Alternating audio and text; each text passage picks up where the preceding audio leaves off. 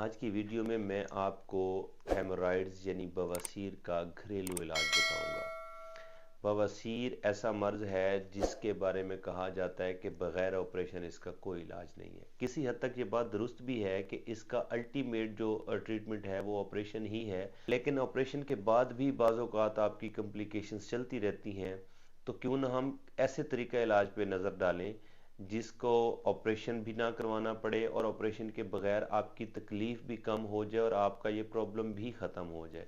तो आज मैं आपको इसका घरेलू इलाज बताऊंगा, क्योंकि ये सिर्फ मर्दों का मसला नहीं है, ये ख़वातीन में भी पाया जाता है। ड्यूरिंग प्रेगनेंसी या प्रेगनेंसी के बाद बहुत सारी ख़वातीन इससे मुतासर होती हैं, लेकिन शर्म के वजह से या किसी और वजह से ये मसला डिस्कस नहीं किया जाता, और उसका नुकसान ये होता है कि ये मसला शदीद से शदीद तर होता चला जाता है और इसको फिर अल्टीमेटली ऑपरेशन ही करवाना पड़ता है। लेकिन ऑपरेशन से पहले एक बहुत लंबा अरसा काफ़ी सारे ख़वातीन और हज़रात उस तकलीफ़ से गुज़रते रहते हैं, क्योंकि जिन लोगों के साथ ये प्रॉब्लम है आप उनसे पूछ के देखें, एक एक लम्हा मुश्किल हुआ होता है।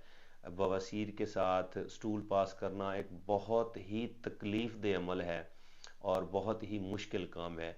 तो मैं आज आपको इसका घरेलू हल बताता हूँ। उससे पहले ये भी आपको बता देता हूँ कि हेमोरॉइड्स या बवासीर ये बेसिकली होती क्या है।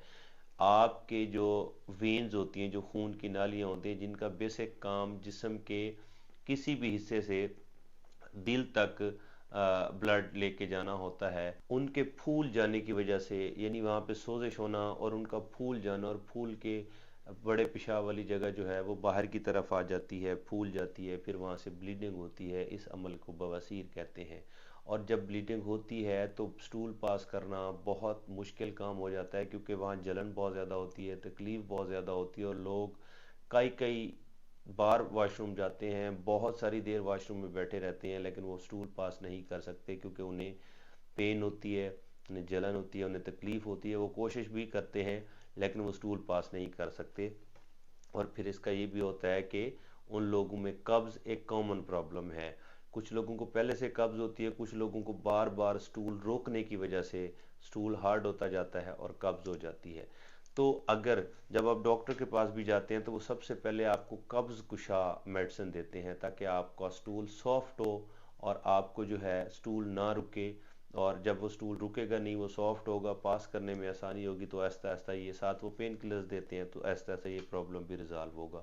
तो क्यों ना हम ऐसी खुराक पे नज़र दौड़ाएं। मैं आपको ऐसी खुराक बता दूं, मैं आपको अपनी रोज़मर्रा की चीज़ों में से ऐसी चीज़ें सेलेक्ट करके दे दूं जो इस्तेमाल करने से आपका कुदरती तौर पे स्टूल सॉफ्ट होगा और उसे पास करने में भी आसानी होगी, और स्टूल हार्ड नहीं होगा तो आपको तकलीफ़ भी नहीं होगी, और आहिस्ता आहिस्ता आपके जो हेमरॉइड्स हैं ये रिवर्स होना शुरू हो जाएंगे, और 2-3 महीनों के अंदर ही ये तकलीफ़ आपकी तकरीबन ख़त्म हो जाएगी। तो उसमें सबसे बड़ा असूल ये है कि आप फाइबर रिच फूड्स इस्तेमाल करें।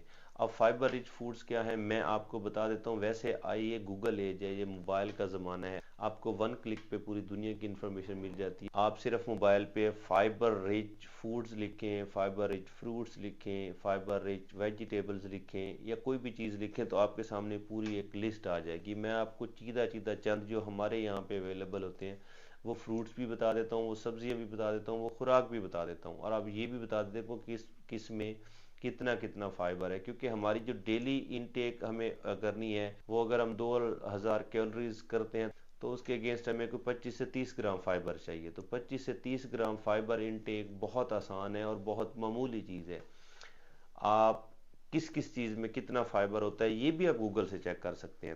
सबसे पहले आ जाते हैं जी नाशपाती। नाशपाती फाइबर का एक बेहतरीन सोर्स है। एक नाशपाती में 5 से 6 ग्राम तक फाइबर आपको आसानी से मिल जाता है। ये बड़ा बेहतरीन फल है और यहाँ पे अवेलेबल भी है। नाशपाती के बाद दूसरे नंबर पे आ जाता है जी सेब। कहते हैं ना, एक सेब रोज़ाना आपको डॉक्टर से दूर रखेगा।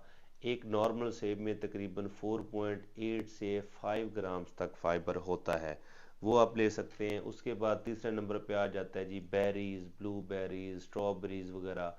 इनमें भी एक हैंडसम मिकदार में फ़ाइबर पाया जाता है और ये हमारे यहाँ मिल भी जाती हैं। और ये इतना कोई महंगी चीज़ भी नहीं है। उसके बाद एवोकाडो, एवोकाडो में अच्छी खासी मिकदार में फ़ाइबर पाया जाता है। तकरीबन 6 से 9 ग्राम तक फ़ाइबर एवोकाडो में पाया जाता है। अमरूद ले लें, अमरूद में भी अच्छा खासा एवोकाडो होता है। उसके बाद आप केला, गाजर, केला देखें एक आम चीज़ है और एक अहम चीज़ है। केले में आपको अच्छी अमाउंट फाइबर की मिल जाती है। गाजर हो गई, गाजर में आपको अच्छी अमाउंट फाइबर की मिल जाती है। इवन के मैंगो में भी आपको फाइबर मिल जाता है। उसके बाद अनार हो गया, कीवी हो गई, ऑरेंज हो गया, ये जितने फल भी मैंने आपको बताए हैं ये आप गूगल से भी चेक कर सकते हैं। इन सब में आपको एक अच्छी अमाउंट में फाइबर मिल जाता है। इसके बाद सब्जियों की तरफ आ जाते हैं। सब्जियों में सबसे पहले बीन्स यानी मटर, मटर में अच्छी खासी मिकदार में फ़ाइबर पाया जाता है। रैंडमली 1 कप जितने अगर मटर आप इस्तेमाल करते हैं तो उसमें तकरीबन 8 से 10 ग्राम तक फ़ाइबर आपको मिलेगा। उसके बाद आलू, आलू एक आम चीज़ है, हमारी सारी सब्जियों का हर चीज़ का हिस्सा होता है। गाँव में भी बहुत ज़्यादा बनाए जाते हैं। आलू में भी फाइबर बहुत ज़्यादा होता है। उसके बाद फलियाँ, फलियों में भी फाइबर एक अच्छी मिकदार में होता है। लोबिया एक बेहतरीन सोर्स है फाइबर का।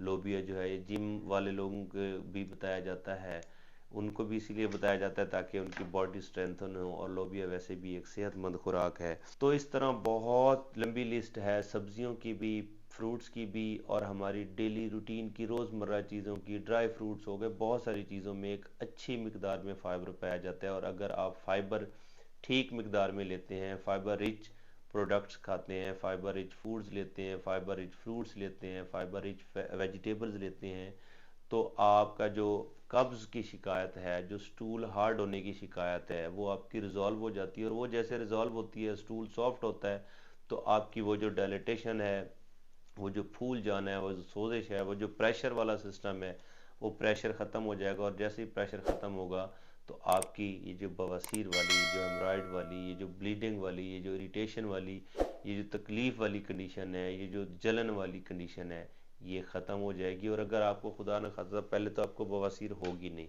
और खुदा न खास्ता अगर आपको बवासीर हो भी चुकी है तो ये देखिएगा ये कुछ ही अरसे में रिवर्स हो जाएगी और आप इस तकलीफ़ जिससे गुजर रहे हैं इससे बच जाएंगे। Thank you.